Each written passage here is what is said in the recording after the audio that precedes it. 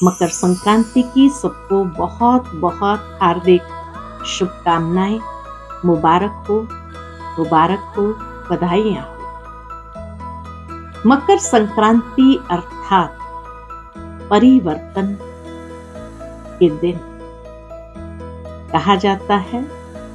सूर्य मकर राशि की ओर आगे गमन करता है और उत्तरायण में जाता है और यहां से दिन परिवर्तन होने लगता है। शीतकाल जो चल रहा था वो शीतकाल में धीरे धीरे जैसे जैसे सूर्य उत्तरायण की ओर आगे बढ़ता है तो भारत देश में जो ठंडी हवाएं हैं वो समाप्त होने लगती है और बहुत सुंदर गर्माहट धीरे धीरे करके आने लगती है और इसी याद में खुशियों भरा ये त्योहार मनाया जाता है।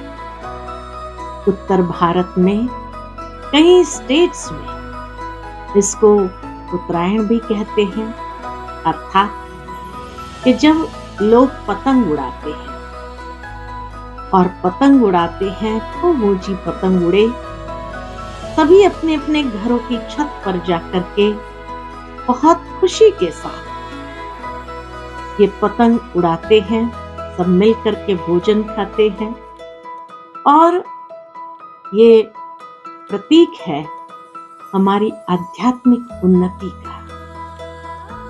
शीतकाल समाप्त होकर के दिन परिवर्तन होना भावार्थ यही कि मनुष्य जीवन में कलयुग में भी जो सबके हृदय, सबकी भावनाएं एकदम शीतकाल जैसी हो गई थी, ठंडी हो गई थी। जीवन में खुशियों की गर्माहट नहीं थी, खुशियों का आदान प्रदान नहीं था।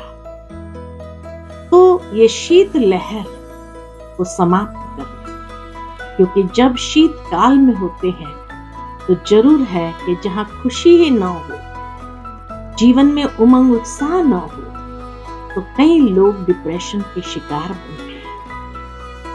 तो ये दिन परिवर्तन अर्थात आवश्यकता है हमारी भावनाओं में परिवर्तन लाने की, हमारे जीवन के अंदर विचारों में परिवर्तन लाने की एक ऐसी क्रांति ले आए जिससे स्वयं के साथ सबकी सहज आध्यात्मिक उन्नति। और इसीलिए पतंग को ऊंचा उड़ाते हैं कि खूब ऊंचा जीवन के अंदर उड़ो, उमंग उत्साह के पंख लगाकर उड़ो, हिम्मत और साहस के साथ ऊपर उड़ो, लेकिन डोर के साथ जरूर बंधे रहना। डोर है मर्यादाओं की, नियम और संयम की। जीवन के अंदर नियम संयम जरूर बना रहे और इस डोर से बंद करके अपनी आध्यात्मिक उन्नति करो।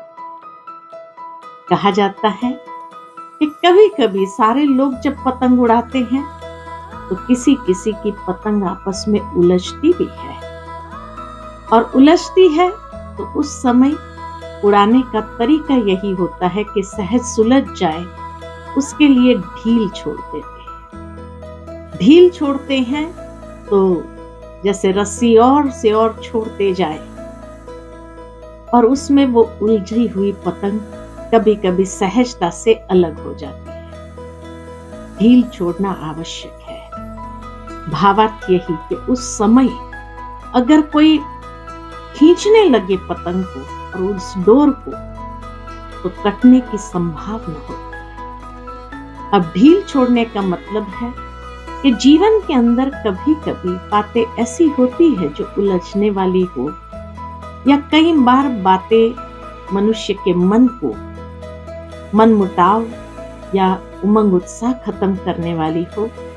ऐसे समय पर ढील छोड़ना माना लेट गो कर। जितना लेट गो करते जाएंगे उतना हमारी आध्यात्मिक उन्नति तो होती रहेगी, लेकिन वो उलझन भी समाप्त हो जाएगी।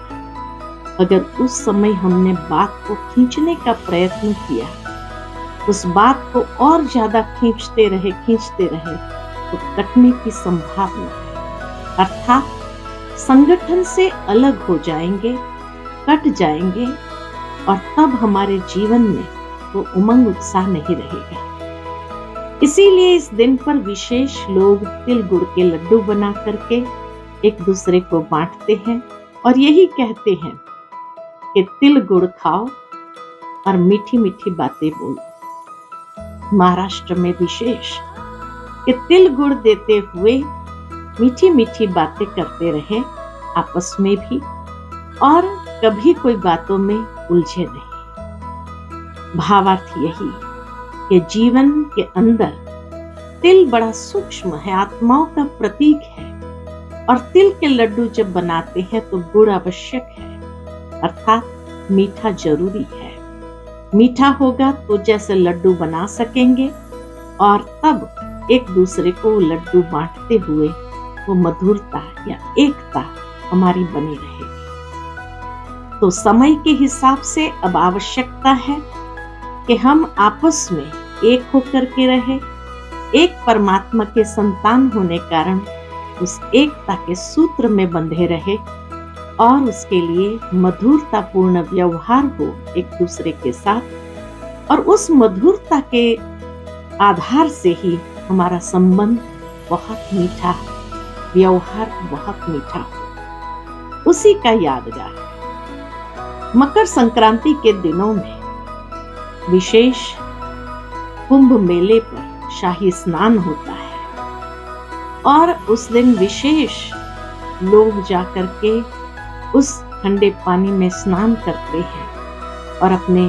जीवन के अंदर पावनता का संकल्प करते हैं। भावार्थ यही कि मकर संक्रांति के दिन इतना पावन है, और जिससे शाही स्नान गंगा जमुना में करते हैं, त्रिवेणी पर करते हैं, अर्थात ये स्थूल स्थान की बात ही नहीं है, लेकिन ज्ञान स्नान की बात है कि परमात्मा जो ज्ञान सूर्य है, उस ज्ञान सूर्य ने जो ज्ञान दिया, उस ज्ञान में हम आत्माओं को स्नान करना है, अर्थात ज्ञान से आत्मा के पापों को भस्म करना है।